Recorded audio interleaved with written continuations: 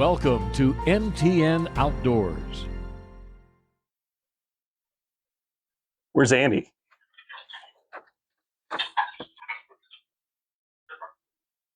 Yeah, I can totally, let's see, on this week's MTN Outdoors, you know what? We can do better than this. There, that's a lot better. Welcome to MTN Outdoors. I'm John Riley, apparently filling in for Andy Curtis, here in Yellowstone National Park. On this week's episode, we'll find out how ski resorts are staying busy this summer, see how Montana communities are expanding hiking opportunities for everyone, and learn how our DNA may play a role in why we love to enjoy the outdoors. But first, a grizzly responsible for the death of a Kansas woman earlier this year has been killed after more conflicts with people in West Yellowstone. Kristen Merkel reports. Back in July, I covered a grizzly bear that fatally attacked a woman in West Yellowstone, and now this grizzly bear has been euthanized after breaking into someone's home to steal food. The adult bear was shot with authorization from the U.S. Fish and Wildlife Service because of the immediate danger that was posed by the bear's food condition behavior. Early Saturday morning, game wardens got a report from a West Yellowstone homeowner saying that a grizzly bear with a cub broke into their house through a window while they were home and grabbed a container of dog food. This bear was euthanized because it entered somebody's home, which is very unsafe behavior, very unnatural behavior for bears. The 10-year-old female grizzly was originally captured in 2017 for research purposes. The bear was also involved in an encounter in Idaho that injured a person near Henry's Lake. Most recently, 48-year-old Amy Adamson of Kansas was mauled by the bear while running on the Buttermilk Trail in West Yellowstone. After the incident in July where the woman was killed, there was an extensive effort to trap that bear. We had traps set for several days following that incident in that area of West Yellowstone, but those trapping efforts were not successful. The cub, a 46-pound male, is being held at FWP's Wildlife Rehabilitation Center in Helena while arrangements are made to transfer the cub to a zoo. In Bozeman, Kristen Merkel, MTN News. Speaking of that grizzly cub, MTN's Tom Buchanan has an update about it and what its future will be. A recently captured bear cub connected to a fatal mauling in West Yellowstone in July is currently being held at FWP's Wildlife Rehabilitation Center in Helena. We want to see wildlife stay in the wild. But given the circumstances that we are faced with this cub, this is a good outcome. The grizzly bear Saul was euthanized on Saturday, September 2nd. This was the same bear that killed 48-year-old Amy Adamson of Kansas in July near West Yellowstone. Additionally, the bear also injured a person in Idaho in 2020. Trapping efforts were made in the aftermath of the death of Adamson, but with no success. That is until officials were tipped off to the grizzly bear's whereabouts after receiving a call that a bear with her cub broke into a house while occupants were home and grabbed a container of dog food. The sow was euthanized soon thereafter. The 46-pound male cub was captured later that evening. Greg Lemon, Communication and Education Division Administrator for FWP, says that it's FWP policy to not re-release grizzly bear cubs back into the wild once they've been captured by humans. He says the concern is that the cub may then feel too comfortable around humans, thus possibly causing a bad interaction between the bear and people in the future. So far, we've been very fortunate in finding zoo placement for grizzly bear cubs that have come through our facility. Lemon says that the black bear cubs are different because black bears are typically much more afraid of humans than grizzly bears. Currently, the cub is being held at FWP's Montana Wild Rehabilitation Center in Helena, awaiting transportation to the Wildlife Safari Zoo in Oregon. This sort of highlights just the need to continue to be aware of living in bear country.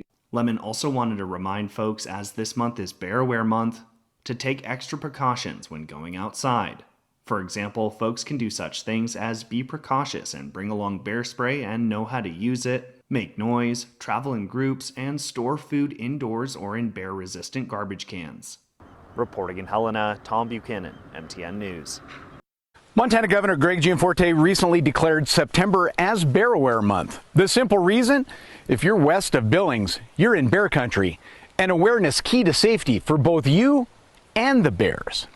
We have several very healthy grizzly bear populations in Montana. Their numbers are growing, the distribution is growing, and so what that means is people have a greater likelihood of encountering bears in more places every year. Jacobson notes that most bear encounters are preventable. Human safety is always key, but let's face it, a negative grizzly encounter rarely ends well for the bear. It's unfortunate that we have to euthanize bears in this part of the state because they become food conditioned or habituated to getting food rewards from things like garbage cans and dumpsters and bird feeders and things like that. Those situations are preventable, and we can help foster healthy behavior in wildlife by securing those attractants, and it ultimately means that we have to euthanize fewer animals. Fish, Wildlife and Parks holding various events throughout the month to help foster bear awareness. Jacobson says these events are not meant to spark fear. Instead, they're meant to instill knowledge. It means, doing some simple things that really go a long way toward personal safety, but also toward healthy wildlife behavior. We've talked about attractant management, carrying bear spray, knowing how to use it, traveling in groups, making noise. All these things add significant layers of safety for people, such that they can go out, they can recreate in bear country, and they can still enjoy it for what it is. In a tiny little segment of bear country, Chet Lehman, MTN News. Coming up after the break, we'll see how ski resorts are staying busy this summer and getting ready for the imminent ski season. But first, some trivia. This entrance is the north entrance of Yellowstone National Park, and the arch is named after someone pretty famous. Do you know who it's named after? That answer coming up after the break. We now return to MTN Outdoors. So, do you know who this arch is named after at the north entrance of Yellowstone National Park? The answer?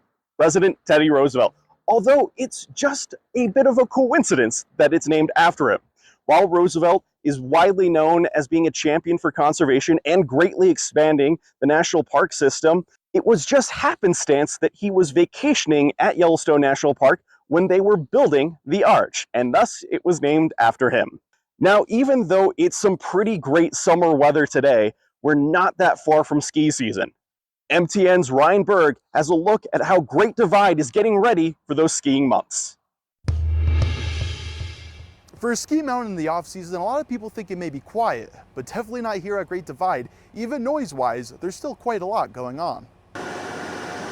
It's a different kind of busy for Great Divide. Instead of grooming trails and running lifts, the mountain is undergoing repairs and focusing on needed upgrades and improvements for the season ahead. It is purely project focused all summer long. So from when we come back at that first week in June, basically till the snow flies, we have anywhere from 10 to 15 full-time employees that are working 40 hours a week non-stop, just working to get this area up and going. One of the owners of Great Divide, Travis Crawford, mentioned that each year they undergo preventative maintenance projects to make sure everything is smooth for the ski season. So far this year, they've been focused on 3 major projects. They've added a brand new haul rope for their Meadow Mountain chairlift, they've replaced a diesel-driven engine with an electric motor for their Wild West lift, and their big project, constructing a brand new ski patrol clinic, replacing their previous building. The old patrol clinic was brought in, I believe, in the 1960s, and had pretty much been the same ever since. For Peter Strauss, a member of the Great Divide Ski Patrol Foundation, says the new addition was greatly needed. It will have ski and toboggan access to quickly transfer patients from the mountain to the clinic, as well as having same-level ambulance access to rapidly transfer seriously injured patients off the mountain.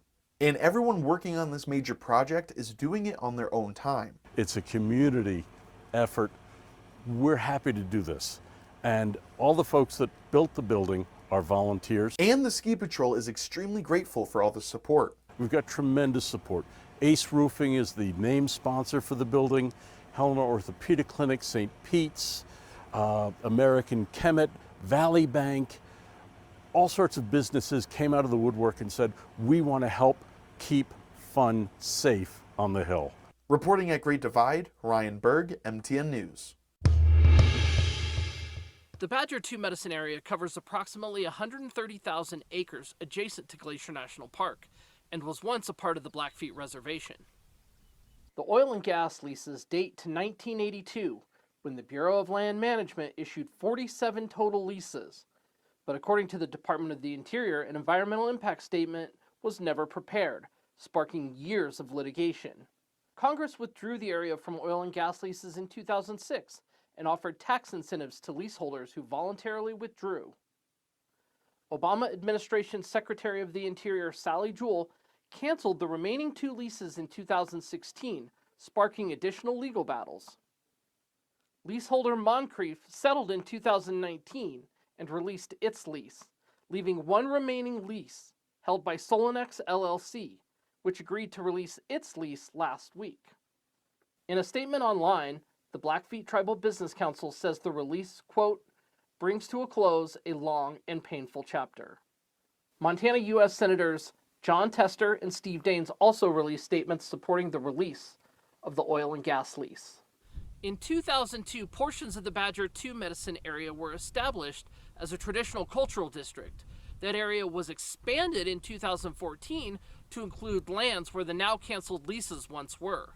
Reporting in Helena, Eric Jocham, MTN News. The Lava Lake Trail is one of the most beautiful and popular in Gallatin County, and Wild Montana is asking volunteers and the community to help keep this trail maintained. The trail itself is really stellar. I always bring friends that visit here. Jonathan Farrell has lived in Bozeman for 2 years and has hiked the Lava Lake Trail several times. He thinks the trail is great, but could use some maintenance. There were some areas which are a little bit more loose. I think some areas could be improved upon, but generally speaking, the trail is well kept. This Saturday, Wild Montana is hosting volunteers to come help with trail maintenance. The Lava Lake Trail is the busiest wilderness trail in the Gallatin National Forest, and the millions of footsteps on the trail every year create a situation where we have to work hard to protect the trail and protect the land. Wild Montana's Dean Center says they could use some help this Saturday. We can use volunteers of all skill levels. We have jobs that are suitable for just about anyone. The basic jobs are clearing brush and down trees, doing erosion control work, building drains basically, and anything else that's needed. This isn't the first time Wild Montana has helped the U.S. Forest Service in maintaining this trail. Recently, a microburst caused damages. Earlier in the summer, there was a microburst in the area and 35 trees fell across the trail. We cleared the trail along with our volunteers and the Forest Service in about 10 days.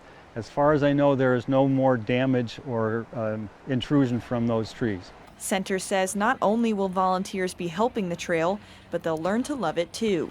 The reason that I want to be doing this here is to help other people establish a relationship with wild country, learn to love it as I do, but at the same time minimize the damage to the resource that they cause from their use.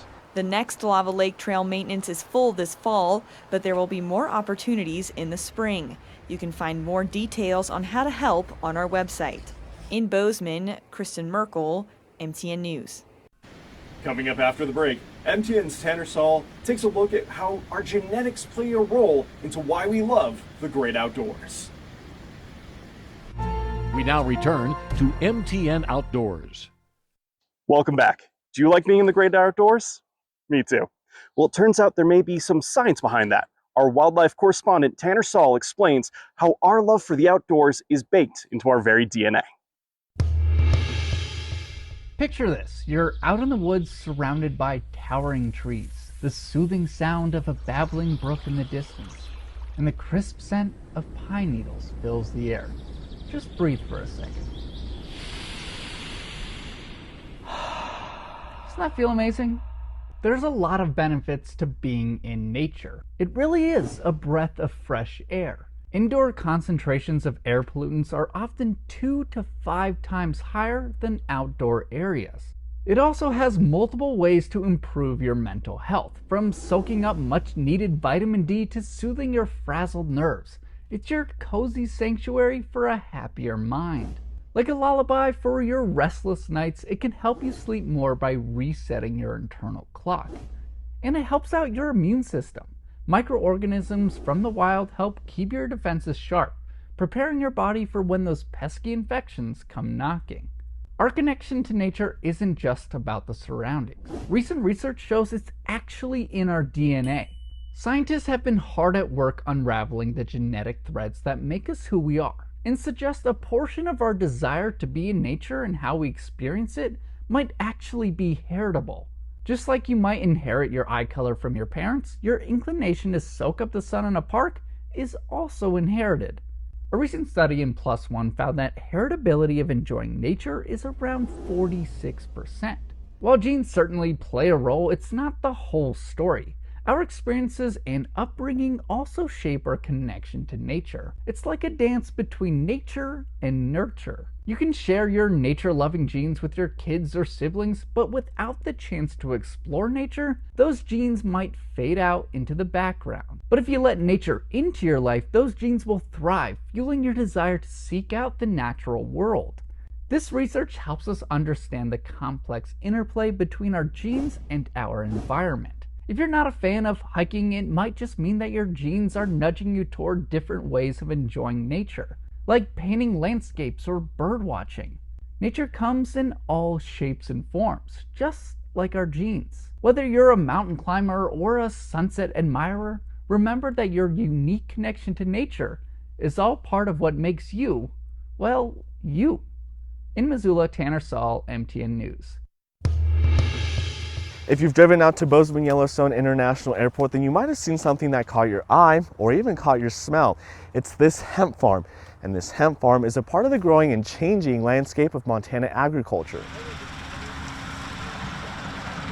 My family's big crop has always been the hay crop. Dale Flickema has been farming in the Gallatin Valley for 3 decades. Just traditional crops here in the valley, you know, wheat, barley, alfalfa hay. 2 years ago, Dale decided to grow something outside of his comfort zone, making him the first hemp grower in the Gallatin Valley. Thinking, yeah, there's no way I want to grow hemp. It's just something, one more thing on my docket that I really don't need. He partnered with I&D Hemp, a Montana-based company that helps farmers evolve.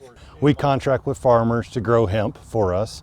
We then bring that into our facilities at Fort Benton and process it, and then we sell our products all over the country. I&D Hemp helps farmers like Dale learn the process of growing hemp. Talk to them about putting hemp into their rotation. We have a full-time agronomist that helps them plan their crops. And we also provide the seed for them to plant, and then of course the contract to buy the commodity. Once the hemp is cut down, it's then taken to Fort Benton, where it's processed and becomes a variety of other products. So we provide very high-performing bedding for animals, dressings for feed full of omega-3, 6, and 9s, and almost a perfect protein for animals. We can replace fiberglass. After a rocky start the first time around, Dale is happier with the plant that he grew that's now up to 12 feet. We made several mistakes, maybe right up off the front. The crop was, I'm going to say, was a little bit on the disappointing side. Of course, I'm a firm believer that you're going to do anything once, anything can happen. You got to do it 2 or 3 times. So that's maybe another reason why I grew it this summer. I&D Hemp's Trey Riddle says that hemp is what helps Montana farmers evolve. Another opportunity to change up the rotation, and diversity in their fields is really important for the health of their soils.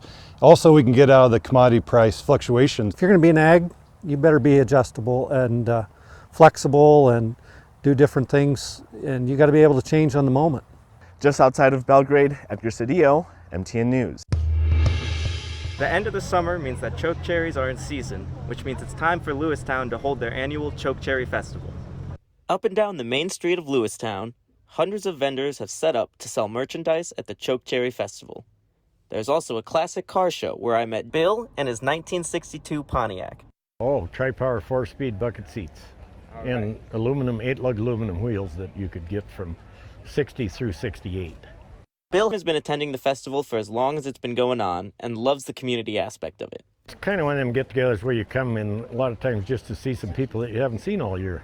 Next, I headed down to the Lewistown Arts Center where there was a chokecherry culinary contest. People from the community can bring in different category culinary articles, so cookies, cakes, candies, beverages, jellies and jams.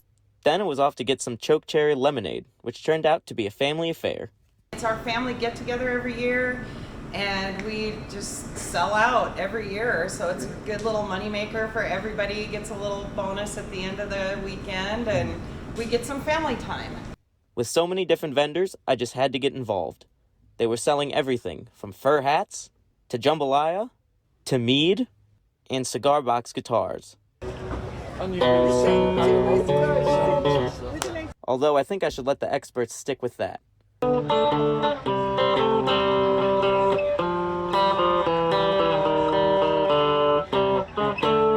The event has been getting bigger and bigger every year, and these are just some of the things you can look forward to if you come by next time. In Lewistown, I'm Tommy Lynch, MTN News. We're almost done with this episode of MTN Outdoors, but first, it's time for the brag board. To start things off, here's MTN's Ryan Berg with his dad. This was the first time for both of them landing trout on some dry flies in Montana. Those are some good-looking fish, guys. Congratulations to you both. And in other MTN family news, former KTVH anchor Evelyn Schultz got married this past week in Lexington. Congratulations to her and her husband Charlie. Although the person marrying them looks a little sketchy to me. And speaking of matrimony, something I certainly enjoy bragging about is my wife Jean. We just celebrated our 4-year anniversary in Yellowstone. Love you, beautiful. Here's some of the video and pictures we got on our trip.